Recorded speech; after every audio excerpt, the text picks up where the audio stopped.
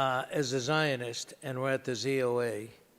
I don't think many people in the United States are as strong Zionist as a non-Jewish person, a man of the clergy, a great politician. Don't worry, Michelle, I think you're great too. So it's an honor for me and Mary to introduce Mike Huckabee.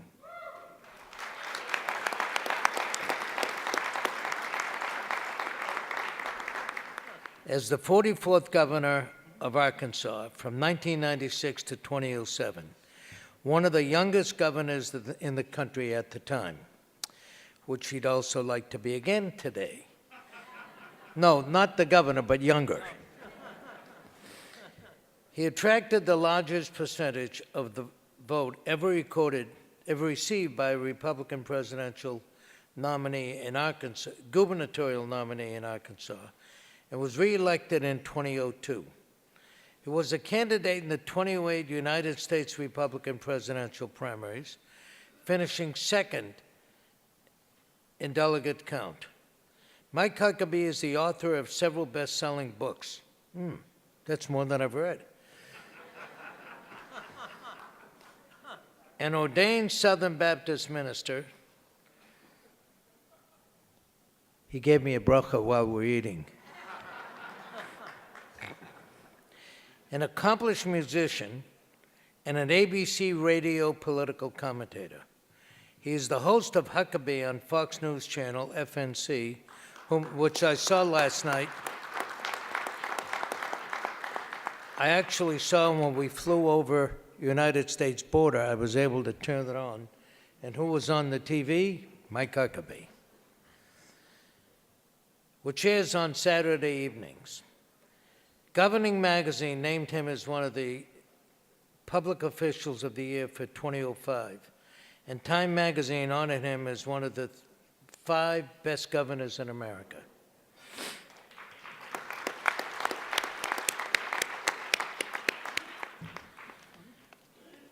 But tonight, we're not honoring Governor Mike Huckabee for being a great governor, presidential candidate, or great public servant. We're honoring him for his love of and activism for Israel, at which I've seen him on more than one occasion. We've stayed in the same hotel. Sometimes we missed each other. We crossed by each other in the elevator.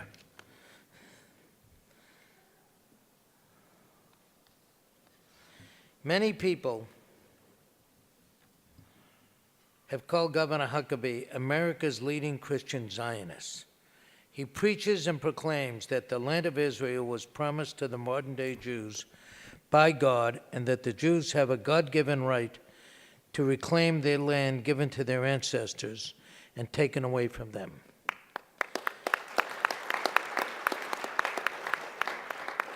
He has called the potential division of Jerusalem unimaginable. He often says in his speeches and on his TV show that there is only one country that mirrors America in its promotion of liberty, freedom, and the right to exercise one's faith. That country is Israel. His passion for the protection and security of Israel may even exceed that of most Jews. He first visited Israel as a teenager in July of 1973 and has now visited several dozen times, bringing thousands of Christians on Huckabee trips every year that he arranges.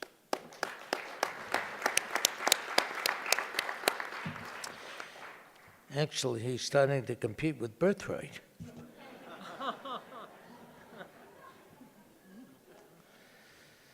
I might add that ZOA's Mort Klein has spoken to his groups in Israel many times. Governor Huckabee has spoken at many Night to Honor Israel events established by Pastor Hagee, and has brought numerous Israeli leaders to appear on his TV show. His position has always been, you don't negotiate with people who don't believe you have a right to exist.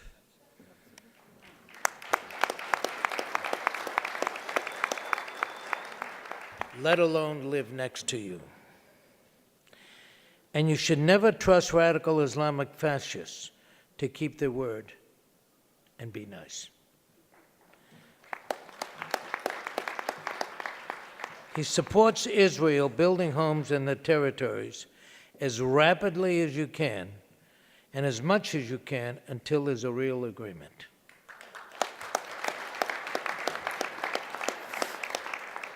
Governor Huckabee supports a Palestinian state, but it should be formed outside of Israel.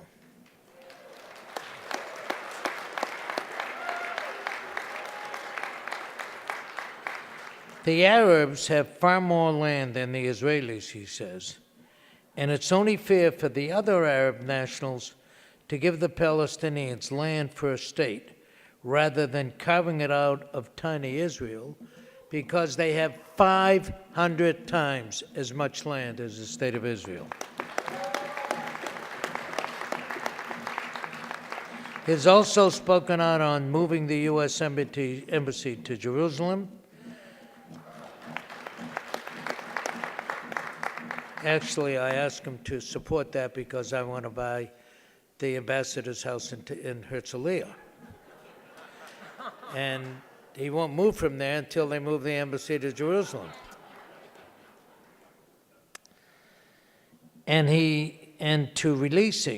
He's spoken out to release Jonathan Pollard and condemned the nonsense of going back to the 1967 borders. Governor Huckabee is a great person, a great American, and a great Zionist. It is my honor to present the Dr. Miriam and Sheldon G. Adelson Award for the Defense of Israel to Zionist and pro-Israel activist Governor Mike Huckabee.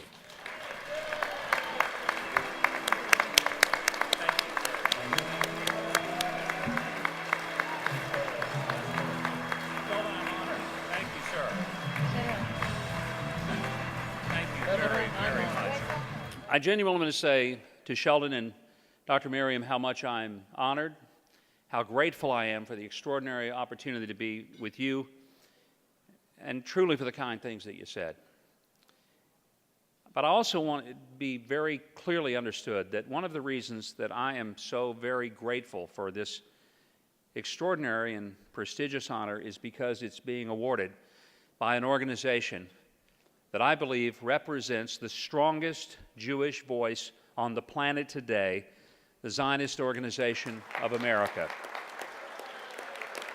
And thank you, Mort Klein and the ZOA.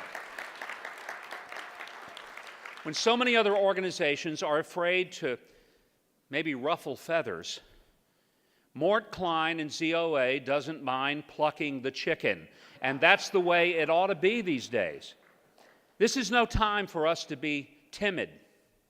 This is no time for us to be just polite when it comes to the actual existential existence of the nation of Israel.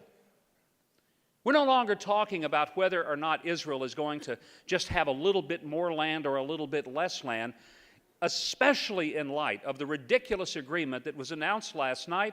We are now talking about the survival of the existence of the Jewish state. It is no time to be timid. And I thank the ZOA for the clarity of their voice, and I hope that other Jewish organizations will get over their sore throats and find their way to speak clearly and make it absolutely understood that the idea that you're going to trust Iran with being able to keep all that nuclear material, but somehow we know they're really not going to build it into a weapon, is like handing a 16-year-old a gallon of whiskey and the keys to a BMW and asking him to drive very carefully when he takes his girlfriend out. We know better, and the world should know better. I watched the president last night speak. You know, it must be pretty significant when he opens up to make a nationally televised speech at 10:30 at night. And I listened with shock. And I thought, it is apparent that he actually believes that he can trust the Iranians. The same people that deny the Holocaust, the same people that shoot 20-year-old women in the streets because they disputed a rigged election, the same people that not only once held Americans hostage, but on this very night continue to hold an American pastor hostage and falsely imprison him, and not one word said. And when asked why that particular situation with Pastor Abedini did not come up in the negotiations, which would have been an easy, low-hanging piece of fruit to pick, the official administration response was, we only wanted to focus on the issue of the nuclear weaponry. I assure you that a nation that will hold Americans hostage and offer nothing is a nation that cannot be trusted. And if anybody believes in the integrity of the Iranians in this undertaking, all I can say is I would like to believe it. But I'd like to believe in leprechauns and unicorns too.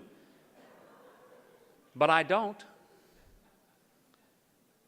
And the only thing that I can find that is more distressful in having to say that I do not trust the Iranians in any agreement that they say they are signing is the fact that I don't anymore trust our own government very much, because repeatedly they have lied to us, whether it's about Benghazi, whether the IRS is targeting pro-Israel and conservative groups. And it's hard to trust them. After the president spoke, John Kerry spoke. In fact, I think he is still speaking. He was talking and talking and talking. And finally, I had to turn to the cartoon channel just for relief.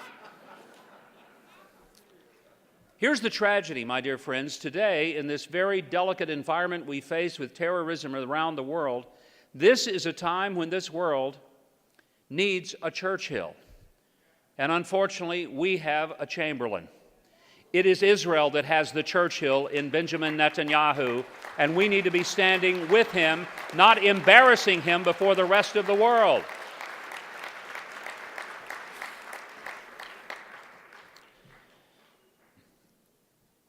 When Anne spoke earlier so eloquently in receiving her award, I thought, as she so clearly reminded us why, of the nonsense of believing that the UN is worth billions of U.S. taxpayer dollars. How I wish that somehow we could put her in charge of U.S. policy toward the UN for just 30 minutes. I think it's all it would take. I'm pretty sure Anne would do what I've suggested we should do, and that's get jackhammers out there on the East River and jackhammer the whole thing off, let it float off into the East River, and if there's any country in the world who would like to pay as much for the worthlessness of it as we're paying, good luck and Godspeed in having it. The United Nations has taken our money, and they have insulted us with the notion that they give more credibility to the Iranians than they do to the nation of Israel. And I, for the life of me, do not understand how they can do that. I do not understand how the United States can stand by silently and allow it to happen. I do not understand how that we cannot understand that the relationship that the United States has with the nation of Israel, as I have so often said, is not an organizational relationship based on our mutual interest in military technology or scientific advancement or our medical advancement. It is not an organizational relationship at all. It is an organic relationship that is based on the mutual understanding that the greatest gift that God gives to a human being is the ability to be free, to speak freely, to think freely, to dream, to imagine, to become all that he or she was destined by the Creator to be. And when one is under a totalitarian government like exists in so many of the Islamic fascist countries of the world, it is impossible for a person to live to one's potential. And the only nation on this planet that so closely mirrors our own history of escaping from the galloping tyranny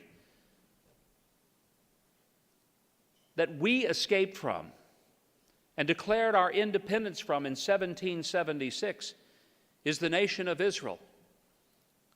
The miraculous nation that after 2,000 years of being scattered on the earth and numerous attempts to annihilate the very Jewish people from the face of the earth, not only have been able to survive, but now thrive as one of the truly great bastions of freedom and independence in the entire world today. And that's why our relationship with Israel is not about some political convenience. It's whether or not we're serious when we say that freedom is the most important thing that a nation can grant to its people. Because Israel does it, and we must do it as well, and stand with those who do. When Sheldon shared some of the things in the introduction, there was nothing he said that wasn't correct. I do believe that the borders of Israel were not established by the United Nations or the Balfour Agreement. They were established by God Almighty as given to Abraham, and that title deed still exists today, and we don't have the prerogative to change it. I still believe that you cannot negotiate with people who do not believe you have the right to breathe. I do not think you can sit down at the table and give something away that, first of all, is not yours to give away, and second of all, can't be given to people who have decided that their main purpose for their next breath is to kill you. It doesn't take a genius to figure out that there is no negotiation until there is an acceptance and an acknowledgement, openly, publicly, and in writing, that Israel has a right to its homeland, to its borders, in a safe and secure environment. And until not just the Iranians, but the other countries of the world are willing to put that down in writing, the United States should never give up its diligence in saying, we will stand with Israel, and an attack upon her is an attack upon us, because an attack upon her is an attack upon a free people. They are a free people. We are a free people. You cannot attack one without accepting that it is an attack upon all of us who value our freedom.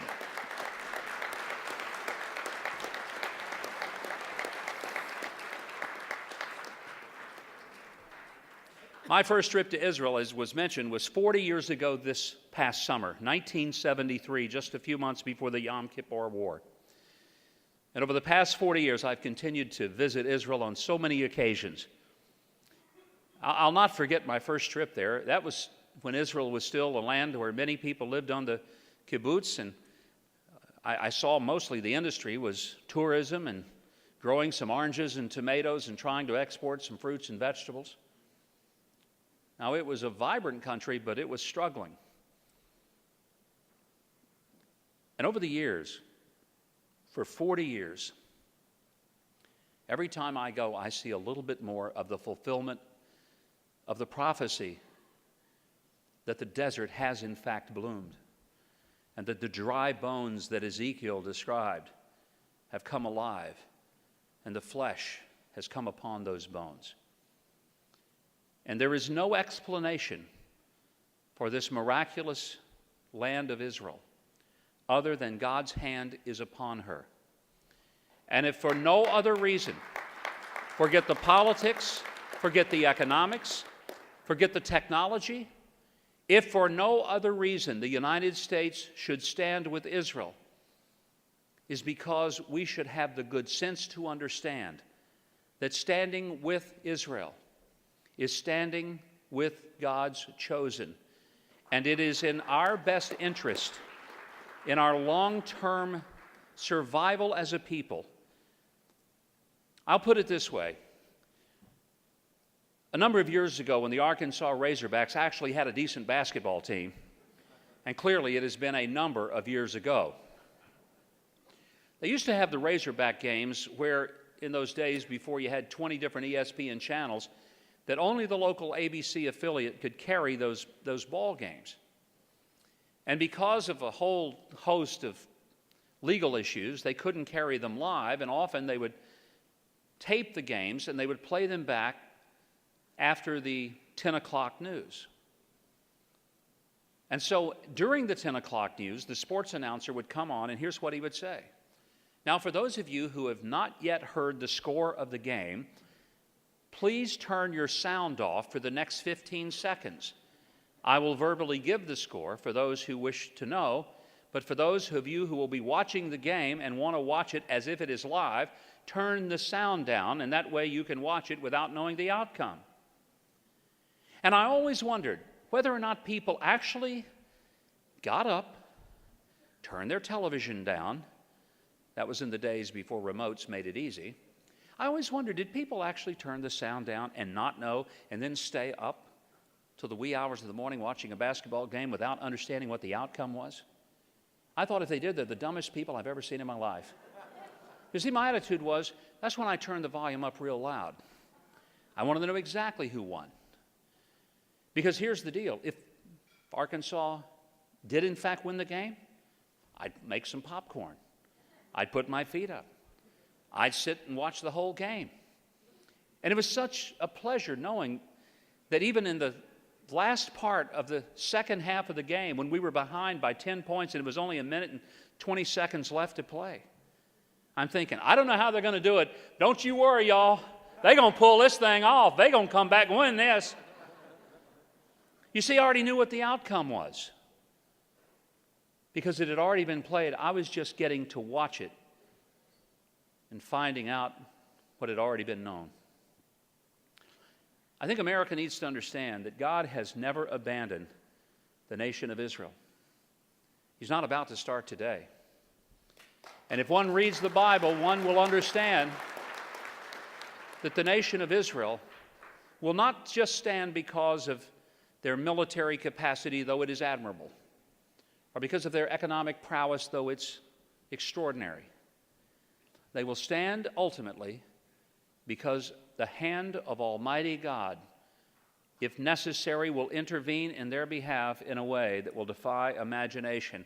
And I sure wouldn't want to be on the wrong side of that moment of history when it happens. I don't know how you feel, but I feel like we've already seen the end of the game, and it turns out okay for Israel, but it may get a little rough near the end of the game. I want to make sure that America is on the right side.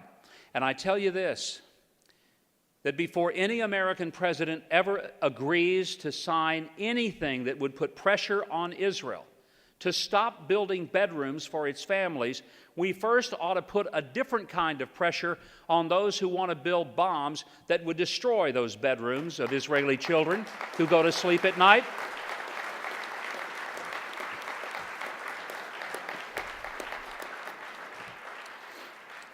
This past January, my wife and I visited Auschwitz, and it was one of the most sobering experiences I've ever had in my life.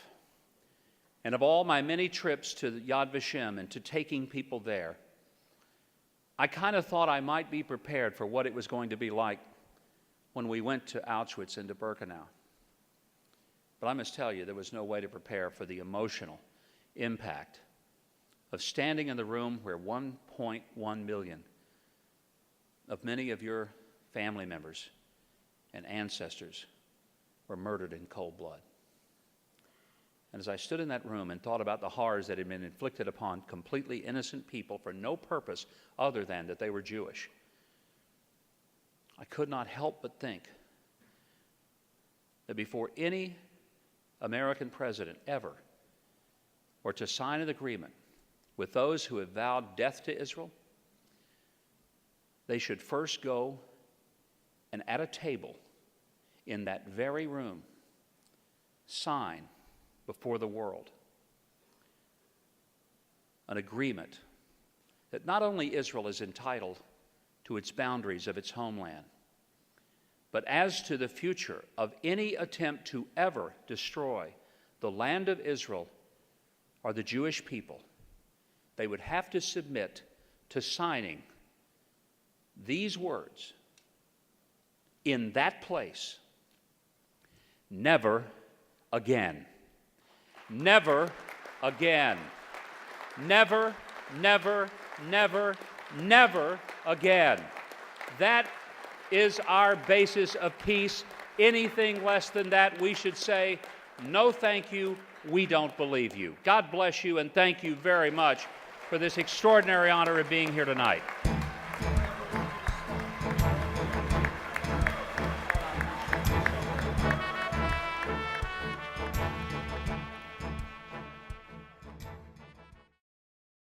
We would be pleased to send a complimentary DVD of this program to anyone who wishes to support Shalom TV with a tax-deductible gift of $36, double high or more, to the nonprofit organization Jewish Education in Media. Simply visit the Shalom TV website homepage and click on the Donate button to make a donation by PayPal or your credit card. And please indicate the program for which you would like a DVD. Or you can send your tax-deductible check made out to GEM, Post Office Box 180, Riverdale Station, Bronx, New York, 10471. And again, please remember to indicate which program you would like to receive on DVD with our compliments. And we thank you for your kind support.